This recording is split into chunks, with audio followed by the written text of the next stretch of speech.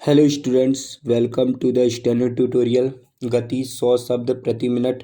Video को like और channel को सब्सक्राइब जरूर करें और बेल आइकन को दबाना ना भूलें, जिससे आगे की न्यू वीडियो का नोटिफिकेशन आपके पास जल्दी आ सके।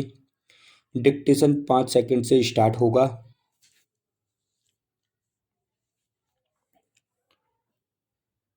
Yes, start. अध्यक्ष जी, मैं इस बिल का विरोधी नहीं हूं, बल्कि अपने कुछ संशोधनों के साथ समर्थन करना चाहता हूं। अभी मंत्री महोदय ने जो प्रतिवेदन सदन के सामने पेश किया, उसमें बताया गया है कि राष्ट्रीयकरण के बाद कारखानों ने कितनी उन्नति की है। मैं कहना चाहता हूं कि राष्ट्रीयकरण से पहले जिस ट्रैक्टर की कीमत 15,000 थी, राष्ट्रीयकरण के बाद उसकी कीमत दुगुनी हो गई है।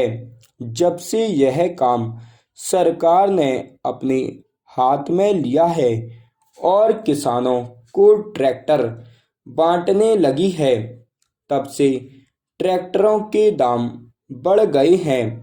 किसानों को लूटा जा रहा है। यह सब राष्ट्रीयकरण का परिणाम हुआ है। यही कारण है कि सरकार को इसमें इतना मुनाफा मालूम पड़ रहा है। ये मनमानी कीमत किसानों से वसूल कर रही है। उसके बाद ये प्रसन्नता प्रकट करते हैं कि राष्ट्रीयकरण के बाद इतना अधिक अच्छा इंतजाम हुआ।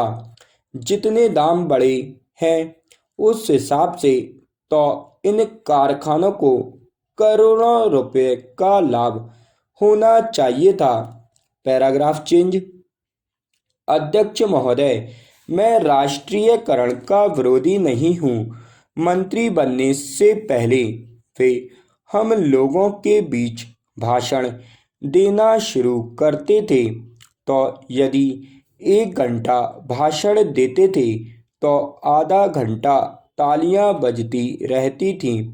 लेकिन मंत्री बनने के बाद हमने इनका उसी प्रकार का भाषण नहीं सुना।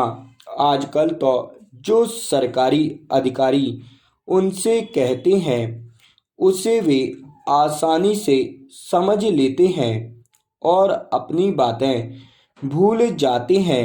इसलिए इस बिल में मैंने संशोधन किया है। उसके द्वारा मैं चाहता हूं कि यह जो इतनी बड़ी लूट राष्ट्रीयकरण के बाद किसानों की हो रही है, वह समाप्त हो।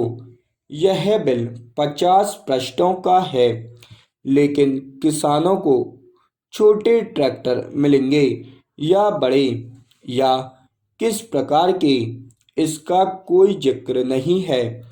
हमारे देश में कानून के द्वारा किसानों के पास छोटी छोटी जमीनें होती हैं, लेकिन ट्रैक्टर का कारखाना अभी तक बड़े ट्रैक्टर ही बना रहा है। ट्रैक्टरों के दाम भी बहुत बढ़ गए हैं। यदि किसानों को ट्रैक्टर खरीदने के लिए सरकारी कर्ज ना मिले, तो कोई किसान इतना महंगा ट्रैक्टर नहीं खरीद सकता। अभी तो ट्रैक्टर खरीदने के 1-2 साल बाद ही किसानों की जमीन बिक जाती है, क्योंकि उन्हें सरकारी कर्ज वापस करना होता है। Paragraph change. यद्यपि मैं इस बिल का समर्थन करता हूं, लेकिन मंत्री महोदय से यह कहना चाहता हूं कि इस पर जनता की राय ली जाए। इसके साथ ही ऐसा बिल भी लाया जाए जिसमें यह विवरण हो कि ट्रैक्टर महंगा होगा या सस्ता होगा, कितने हॉर्स पावर का उसमें इंजन होगा। इस बिल में यह भी प्रावधान होना चाहिए कि राष्ट्रीयकरण के बाद जो भ्रष्टाचार या लापरवाही बढ़ गई है, उसको कैसे मिटाया जाएगा। तभी हम समझेंगे कि वास्तव में इस देश में कृषि क्रांति आने वाली है। तभी इस विधेयक की कोई सार्थकता हो सकती है और किसानों को बढ़ती कीमतों से राहत मिल सकती है। स्टॉप।